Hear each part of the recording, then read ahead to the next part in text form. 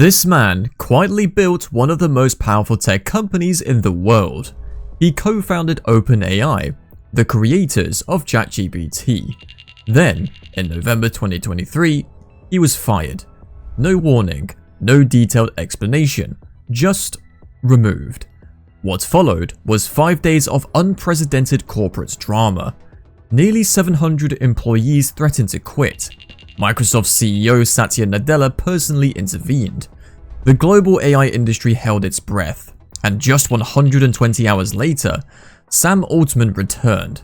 Not just reinstated, but with a newly structured board giving him more control than ever before. In just 3 years, ChatGPT went from non-existent to reaching 100 million users faster than any platform in history, even Instagram and TikTok.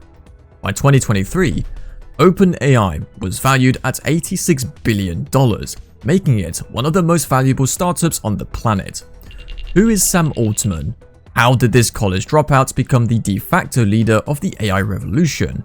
And how did he become the most powerful person in artificial intelligence, while staying almost invisible to the public eye? Sam was born in 1985 in St. Louis, Missouri to a Jewish family. His father was a real estate developer, his mother a dermatologist. He got his first computer at age 8 and was writing code by 10. By high school, he was already showing unusual entrepreneurial instincts, launching small web development projects. Altman enrolled at Stanford University in 2003, but quickly became restless. Fellow students recall his single-minded focus and disinterest in traditional academia. By sophomore year, he dropped out to launch his first real startup, Looped, a location-sharing app that predated Foursquare and Find My Friends by years. Though an impressive technical achievement for 2006, Looped wasn't a smash hit, but it taught him everything: raising venture capital, managing engineers, and navigating Silicon Valley politics. After selling it for $43 million to Green Dot Corporation in 2012, he did something most entrepreneurs don't. He stepped behind the curtain to become a kingmaker rather than just another founder. In 2014, Sam Altman made a surprising career pivot, becoming president of Y Combinator, the most influential startup accelerator in Silicon Valley, at just 29 years old. At YC, Altman accelerated a transformation already underway. Under his leadership, the program expanded from accepting about 40 companies twice a year to over 200, and from a $20,000 investment to $125,000. There, he helped grow and nurture the next generation of tech giants: Airbnb, now worth over $70 billion, Dropbox, revolutionizing file sharing for 700 million users, Stripe, processing hundreds of billions in payments annually, Reddit, the front page of the internet with over 50 million daily users. Former YC founders describe Altman's uncanny ability to see around corners.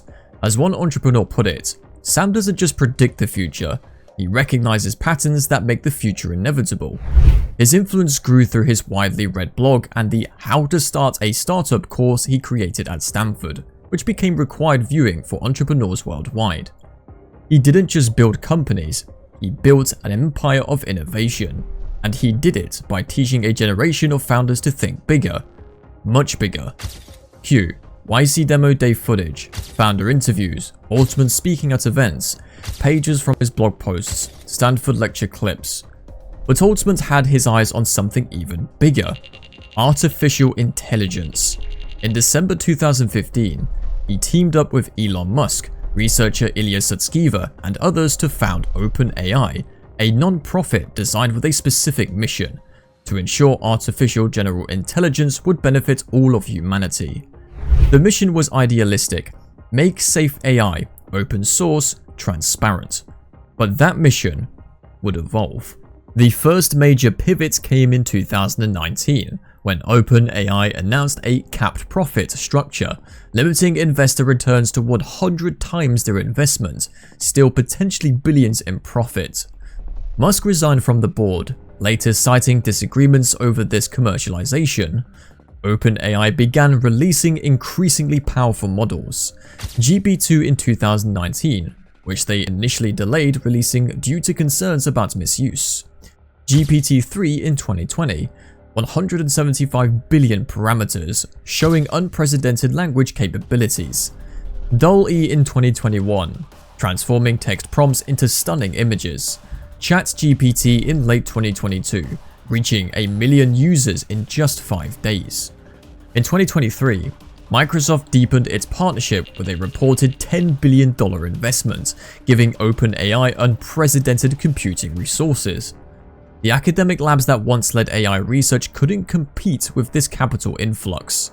By 2023, OpenAI wasn't just a lab, it was a global phenomenon reshaping every industry.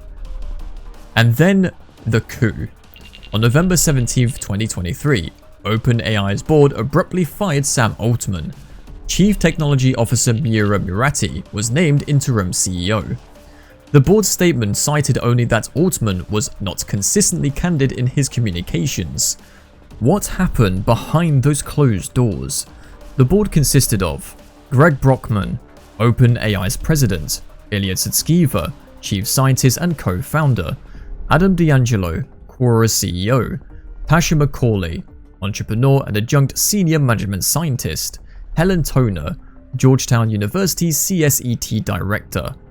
Within hours, speculation exploded online. Was it about safety concerns over a new AI model called Coup, a power struggle between research and commercial interests, hidden disagreements over approaching AGI timelines, or personal conflicts that had been brewing for months? Internal communications leaked to the press revealed deep philosophical divisions. Sutskever reportedly led the push to remove Altman, concerned about the company's rapid commercialization and potential safety risks. Then came the employee revolt. Nearly 700 of OpenAI's 770 employees signed a letter threatening to quit unless Altman was reinstated. Microsoft CEO Satya Nadella announced he would hire Altman to lead a new AI research group. And then, on November 22nd, just 5 days later, Altman returned. The board was substantially restructured, with only D'Angelo remaining. Microsoft gained a non-voting observer seat, and Sam Altman had just pulled off a corporate resurrection, backed by billions and with more consolidated power than before.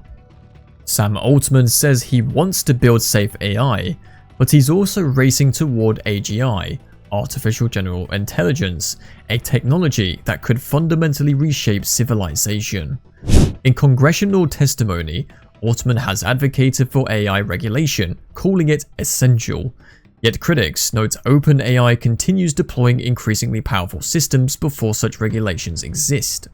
The tension is embedded in OpenAI's structure itself. Their charter states, "Our primary fiduciary duty is to humanity, not shareholders." Yet as a company now valued at $86 billion, market pressures are inevitable. Former board member Helen Toner later revealed, "We had serious concerns about risks to humanity from increasingly powerful AI systems and were unsatisfied with Sam's leadership in addressing these. Some say he's the only one moving responsibly by establishing safety teams and publishing research on AI risks. Others say OpenAI is drifting away from its original values, noting how it has released increasingly powerful models with fewer safeguards. Look at the pattern. GPT-2, initially held back for safety reasons. GPT-3, limited access through controlled API. GPT-4, widely available with minimal restrictions. And here's the real question. Why did the board try to stop him? What exactly did they fear? And what does Sam Altman know about AI capabilities that we don't? We still don't know.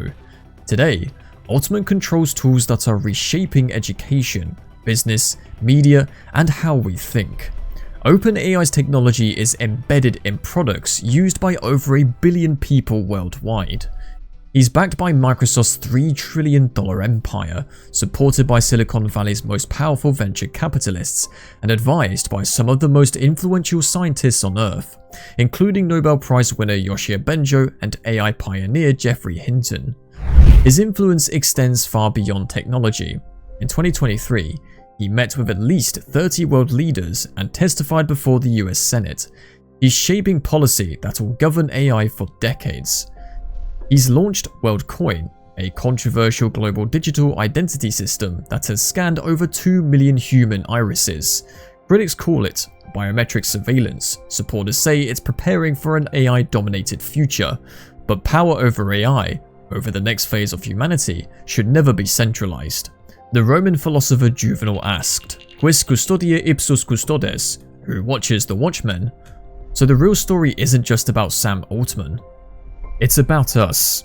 Are we paying attention? Are we demanding transparency? Or are we handing over the future to one man? Sam Altman is no longer just a CEO. He's a gatekeeper, a disruptor, a wild card in the story of artificial intelligence.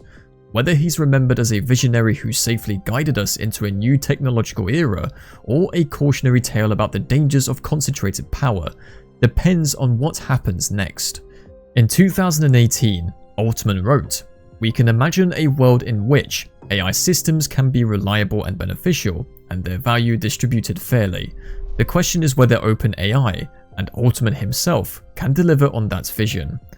Like this video if you want more deep dives into the minds shaping the 21st century, and in the comments, let me know, should we trust Sam Altman with the future of AI, or should we demand more distributed governance of this transformative technology?